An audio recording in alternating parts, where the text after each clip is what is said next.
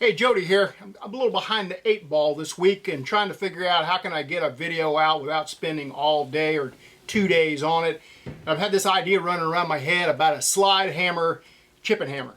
Over the years I've used these slide hammer pullers a lot. I made several of these using vise grips for pulling out pressed in pins. Works great. Put a little just a little ball of weld metal with a TIG welder on there, let it cool off completely. These kind of vise grips work great with that kind of jaw for grabbing that. And I have actually used a carbide burr to make a round spot in these before for pulling a certain type of pin with weld on it.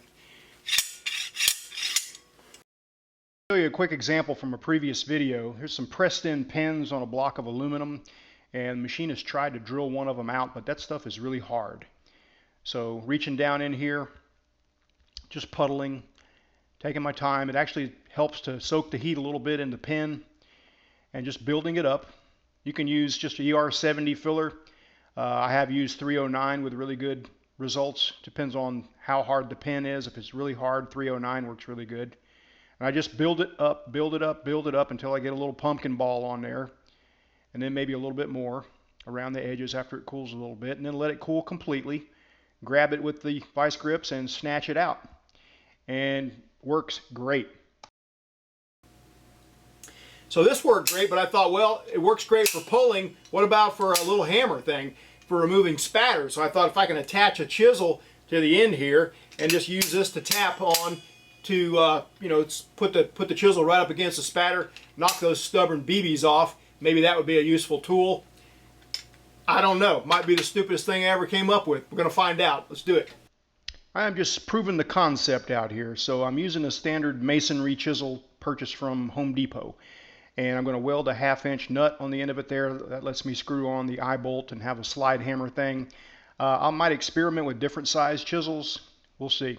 This is a solid copper third hand that a viewer sent in a few years ago. It's awesome. I got 2 of them. He sent me 2 of them. I lost the email, so I don't remember his name, but thanks whoever you are. This is just a homemade one. You can make these things out of anything. This is made out of some round stock, some copper tubing for legs, a big heavy ball bearing, and a big weight.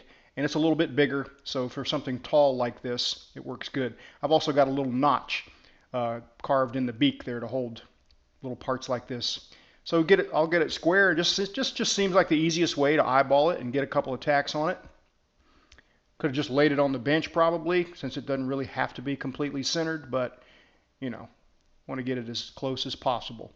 Getting a couple tacks on here, 2 or 3 tacks with silicon bronze filler metal.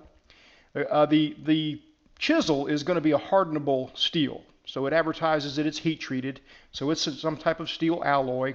So it seems like a good idea to me to TIG braze with silicon bronze, especially since that nut is zinc plated, and you'll see a lot of fumes here.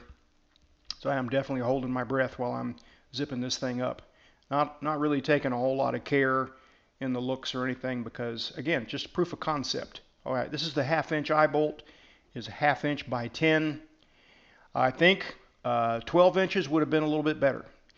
I had this left over in my shop. It came from a job that my machinist buddy did some actually custom puller tools for a customer, and it seemed like something good to hang on to. You can buy these handles somewhere. I haven't been able to find the handle by itself, but you could just go to Harbor Freight and get a cheap dent puller, and you'd have a slide hammer all ready to modify. So I'll get it all threaded on there. I think double nutting this thing would be a good idea, either that or some Loctite. But it looks like I've got about 3 inches of stroke, and that might be enough. So I fished this out of the scrap pile.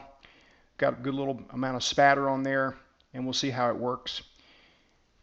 The work table I'm using today, sort of flimsy because I've got it set on some of those rubber pads for standing on for fatigue, but this seems to work really well. If it was rigid, clamped down in a vise, or a big part that didn't move all over the place, it would work a whole lot better. But I like it so far. Like it a lot. Removes the spatter easily. It doesn't seem to be any deformation on the chisel edge. It seems to be about the right hardness for this. Again, I'm not going to be using it hard on hard material, just for spatter.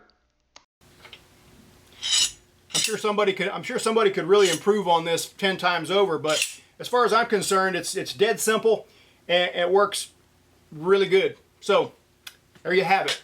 Slide hammer, chipping hammer for getting spatter off. See you next time.